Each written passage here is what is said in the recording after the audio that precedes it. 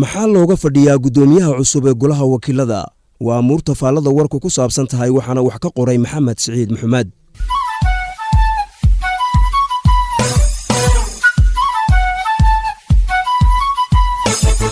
golaha cusub ee wakiilada Soomaaliland ayaa fadhigoodii koobaad oo ay maanta yeesheen si dimuqraadi ah oo otomaatig ah cadawga Soomaaliland u doortay shirgudoonkoodii.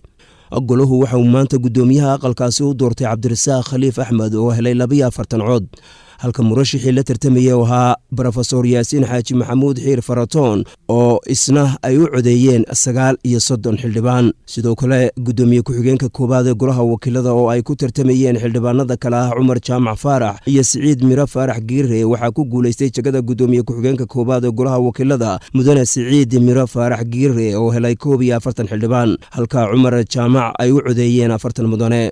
sidaasi si la mid ah waxaa jagada gudoomiye ku-xigeenka labaad ee aqalka wakiilada ku guuleystay Cali Xaamid Jibriil oo helay 43 xildhibaan halka Cabdinaasir Yuusuf Cismaan Qodax uu helay 38 cod.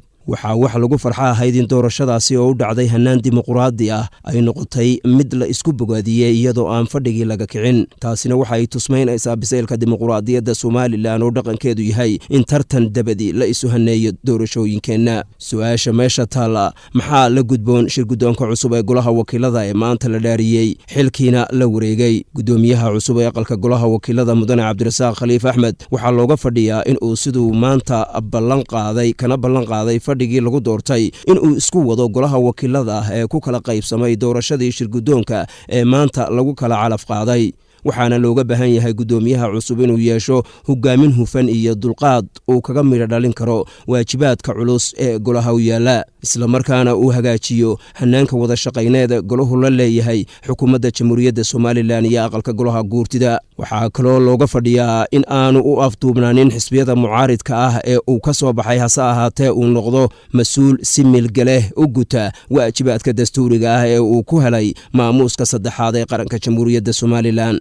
sidoo kale waxaa lagu jirabi doonaa sida uu u noqdo bariishka isku xidha gobolada bariga Soomaaliland sida uu ka sheegay fadhigii lagu doortay. xildhibaanada golaha wakiilada ee cusub waxaa u yaala in ay la shaqeeyaan shirgudoonka cusub ee ay doorteen isla markaana ay ka dhabeeyaan dhaartii dastuuriga ahayd ee ay mareen si daacadnimo ah ay u gutaan mas-uuliyadaha ka dhalanaya xilka loo doortay oo ay hagaaska ka saaraan shuruucda dalka iyaga oo golihii hore uu kaga tegay shuruuc badan oo dalkani baahi weyn u qabo la doonaya in ay meel mariyaan muddo xileedka ay fadhiyaan. waxaa shacabka Soomaaliland dhowrayaan mustaqbalka golahan maanta xilka qabtay oo noqon doona mid dalku u aayo amaba mid lagu hungoobo oo naanaysi ka raacdo 5 sano kadib.